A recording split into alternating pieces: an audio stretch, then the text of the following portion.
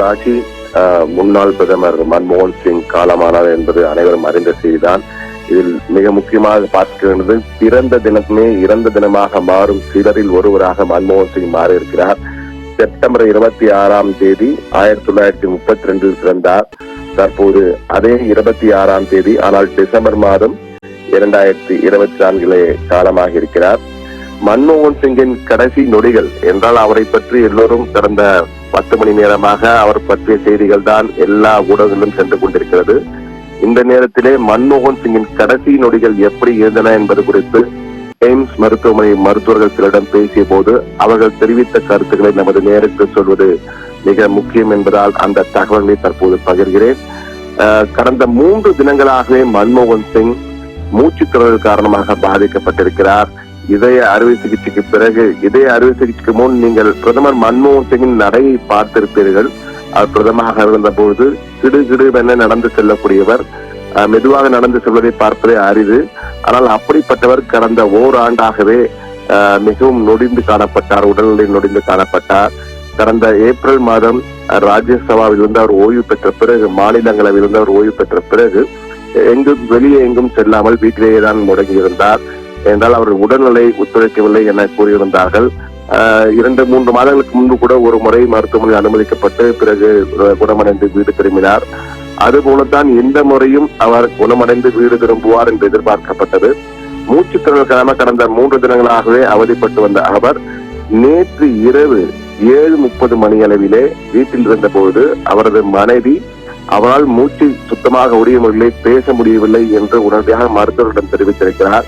அவர் முன்னாள் பிரதமர் என்பதால் அவருக்கு உரிய பாதுகாப்பு ஏற்பாடுகள் உடனடியாக அவரது பாதுகாப்பு அதிகாரிகள் மருத்துவமனைக்கு அழைத்து செல்ல வேண்டும் என கூறி உடனடியாக ஆம்புலன்ஸ் மூலமாக எய்ம்ஸ் மருத்துவமனை, இந்தியாவின் பிரதம மருத்துவமனையாக கருதப்படும் டெல்லி எய்ம்ஸ் மருத்துவமனை, அகில இந்திய கழக மருத்துவமனை, எய்ம்ஸ் மருத்துவமனை, அந்த மருத்துவமனைக்கு 8:01 மணி அளவிலே அவர் அழைத்து செல்லப்பட்டார்.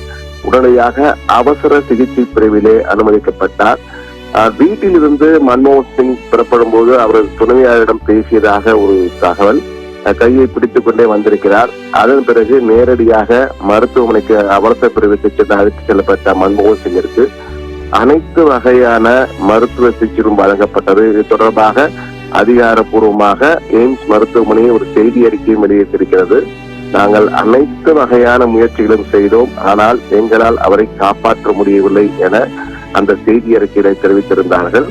கிட்டத்தட்ட 2 மணி நேரம் அவரை எப்படியாவது காப்பாற்றிட வேண்டும் என போராடி இருக்கிறார்கள். ஆனால் அதிகாரப்பூர்வமாக மன்மோகன் சிங், டாக்டர் மன்மோகன் சிங், முனைவர் மன்மோகன் சிங் 9:51 மணி அளவிலே தன்னுடைய கடைசி மூச்சை நிறுத்தியிருக்கிறார்.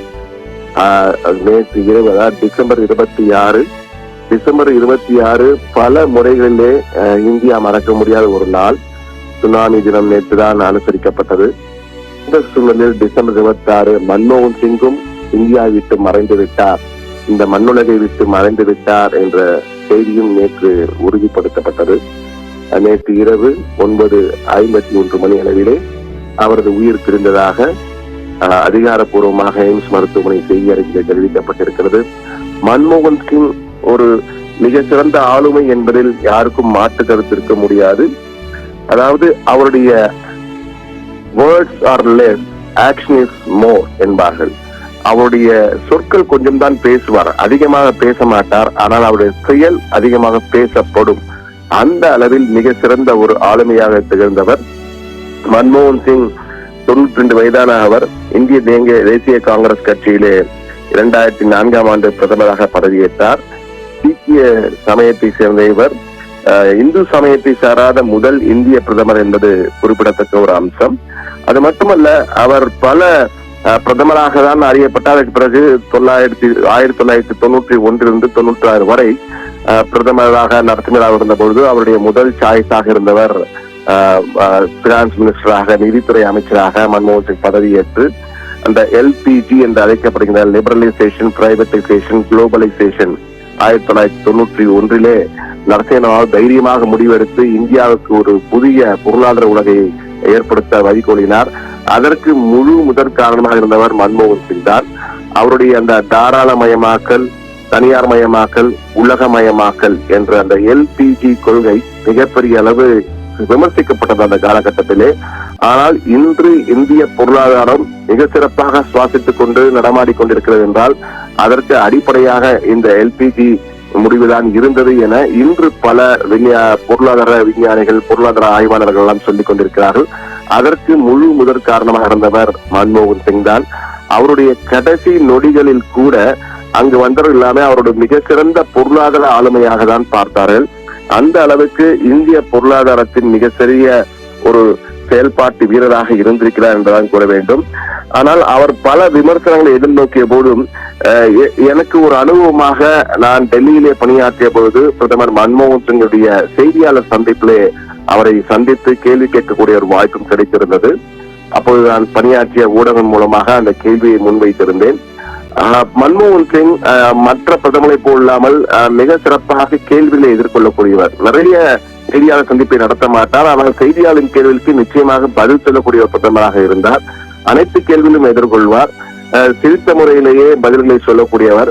அப்பொழுது அவர் மீது விமர்சனங்கள் தொடர்ந்து வைக்கப்படுகிறதே, நீங்கள் எப்படி இதை பார்க்கிறீர்கள் என்ற கேள்வியை எழுப்பிய போது மிக சிறப்பாக ஒரு பதிலினை அளித்திருந்தார். அப்பொழுது ஊடகங்களை விட, நாடாளுமன்ற எதிர்கட்சிகளை விட வரலாறு என்னை கனிவாக நடத்தும் என நம்புகிறேன் என கூறியிருந்தார். அதாவது ஊடகங்கள் என்னை விமர்சிக்கின்றன, அதே போன்று எதிர்கட்சிகள், நாடாளுமன்றத்தை எதிர்கட்சிகளை விமர்சிக்கின்றன, ஆனால் வரலாறு என்னை கனிவாக எண்ணும் என்று கூறியிருந்தார். அது இன்று உண்மையாகிவிட்டது என்றுதான் கூற வேண்டும். அவர் இருந்தாலும் அவர் பற்றிய புகழை பாடாதவரே இல்லை என்ற அளவிற்கு குடியரசுத் தலைவர் முர்மு அவர்கள் பேசும்பொழுது மிக சிறந்த ஒரு இந்திய புதல்வனை இழந்து விட்டோம் என கூறியிருக்கிறார். பிரதமர் மோடி அவரை புகழ்ந்திருக்கிறார். தமிழக முதலமைச்சர் உட்பட அனைத்து முதலமைச்சர்களும், அனைத்து மாநில முதலமைச்சர்கள், பல்வேறு அரசியல் கட்சி தலைவர்கள், கட்சி வேறுபாடின்றி அனைத்து அரசியல் கட்சி தலைவர்கள், உலக நாட்டின் தலைவர்கள், ஐக்கிய நாடுகள் சபை கூட இன்று அதிகாரப்பூர்வமாக ஒரு இரங்கலை தெரியும். ஐநா சபையிலும் அவர் பணியாற்றிருக்கிறார். அவர் பல பதவிகளை வகித்திருக்கிறார் என்பது நிறைய பேருக்கு தெரியாது. நிதி அமைச்சராகவும் பிரதமராகவும் அறிந்திருக்கிறோம். ஆனால் அவர் வெளியுறவுத்துறை அமைச்சராகவும், foreign minister of external affairs, foreign affairs, வெளியுறவுத்துறை அமைச்சராகவும் பணியாற்றிருக்கிறார் என்பதும் நாம் அறிய வேண்டிய தகவல். ஓராண்டு அதில் பணியாற்றிருக்கிறார். அது மட்டுமல்ல, அவர் சாதாரண நிலையிலிருந்து, அதாவது நிதி அமைச்சராக வருவதற்கு காரணமாக இருந்ததே அவர் சிறு வயதில் பட்ட கஷ்டங்கள். அதாவது தற்போது ஒருங்கிணைந்த இந்தியாவாக இருந்தபோது பாகிஸ்தான் பிரியாத போது மேற்கு பஞ்சாபில், தற்போது பாகிஸ்தான் இருக்கும் இடத்தில் பிறந்து பிறகு அமிர்த்சர், தற்போது தலைநகராக இருக்கும் பஞ்சாபின் தலைநகர் அமிர்த்சருக்கு அவர் குடும்பம் பெயர்ந்து வந்தது. குடிபெயர்ந்த போது அங்கு அவருடைய மிக ஏழ்மையில் இருந்து கல்வி கற்றவர். ஆனால் தன்னுடைய சிறந்த படிப்பாற்றல் காரணமாக தன்னுடைய வாழ்வியலை உயர்த்தி கொண்டவர். கேம்பிரிட்ஜ் பல்கலைக்கழகம், ஆக்ஸ்போர்ட் பல்கலைக்கழகம், உலகின் மிக சிறந்த பல்கலைக்கழகங்கள், 2 பல்கலைக்கழகங்கள் இவை. கேம்பிரிட்ஜ் பல்கலைக்கழகம் மற்றும் ஆக்ஸ்போர்ட் பல்கலைக்கழகம் இரண்டும் இங்கிலாந்தில் இருக்கிறது. அந்த 2 பல்கலைக்கழகங்களும் படித்தவர். பேராசிரியராக, மூத்த விரிவுரையாளராக பணியாற்றியிருக்கிறார். அவருடைய அந்த இளம் வயதிலே அவர் பட்ட கஷ்டங்கள், அதுதான் அவரை நிதியை எப்படி கையாள்வது, தேவையானதுக்கு எப்படி செலவு செய்வது, தேவையற்ற செலவுகளை எப்படி குறைப்பது என்பதற்கு அடிப்படையாக அமைந்ததே அவர் சிறு வயதில் பட்ட கஷ்டங்கள் தான் என அவருடைய மகள் தமன் சிங் எழுதிய புத்தகத்திலே மிக தெளிவாக தன் தந்தை நினைவுகளாக அவர் பகிர்ந்திருக்கிறார். அவருக்கு 3 பெண் குழந்தைகள் இருக்கின்றன என்பதும் குறிப்பிடத்தக்கது. அவருடைய ஆரம்பகால கல்வி, மிக சிறந்த கல்வியாளராக விடப்பட்டால், அதே போன்று கேம்பிரிட்ஜ் பல்கலைக்கழகத்திலே ஃபர்ஸ்ட் கிளாஸ் ஆனர்ஸிலே பட்டம் பெற்றிருக்கிறார். 1957 பஞ்சாப் பல்கலைக்கழகத்தின் சண்டிகரில் மூத்த விரிவுரையாளராக பொருளாதாரத்திலே பணியாற்றினார். அதே போன்று வாசிப்பாளர், பேராசிரியர், பொருளாதாரத்தை டிஃபில் பட்டம் நஃபில் கல்லூரி, ஆக்ஸ்போர்ட் பல்கலைக்கழகத்துக்கு இணைந்த கல்லூரியிலே பெற்றார். அதே போன்று தில்லி பல்கலைக்கழகத்திலே பேராசிரியராக பணியாற்றியிருக்கிறார். கௌரவ பேராசிரியராக பணியாற்றினார். பொருளாதார ஆலோசகராக, வெளிநாட்டு வர்த்தக இந்தியாவின் பொருளாதார ஆலோசகராக 1971 ஆண்டிலேயே அவர் பணியாற்றியிருக்கிறார். அதே போன்று இந்திய அரசின் முதன்மை பொருளியல் ஆய்வறிஞர்.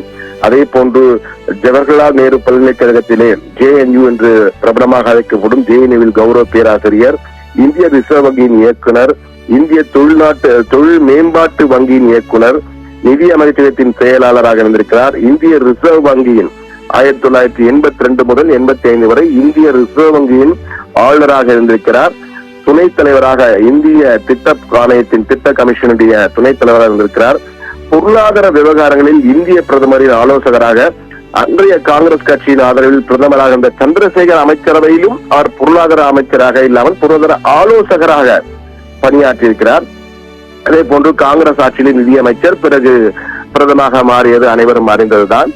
ஆனால் இதில் மிக முக்கியமா நாம் பார்க்க வேண்டியது, அதாவது நீங்கள் இந்த பொருளாதார அந்த பத்திரிகையாளர் சந்திப்பு போது மற்றொரு கேள்வியும் வைக்கப்பட்டது. அப்பொழுது நீங்கள் இது போன்ற புது வகையான செயல் திட்டங்களை கொண்டு வருகிறீர்கள், இதை இந்தியா ஏற்குமா, இந்தியர்கள் ஏற்பார்களா, இந்திய நாடு ஏற்கக்கூடிய தலைவர்கள் ஏற்பார்களா, அரசியல் தலைவர்கள் விமர்சிக்க மாட்டாங்க கேள்வி எழுப்பிய போது அவர் வைத்த ஒரு கேள்விதான், அதாவது ஒரு சக்தி வந்துவிட்டால், சக்திக்கான காலம் வந்துவிட்டால், ஒரு எண்ணத்தை செயல்படுத்துவதற்கான காலம் வந்துவிட்டால் எந்த சக்தியாலும், பூமியில் உள்ள எந்த சக்தியாலும் அதை தடுக்க முடியாது என கூறுகிறார்.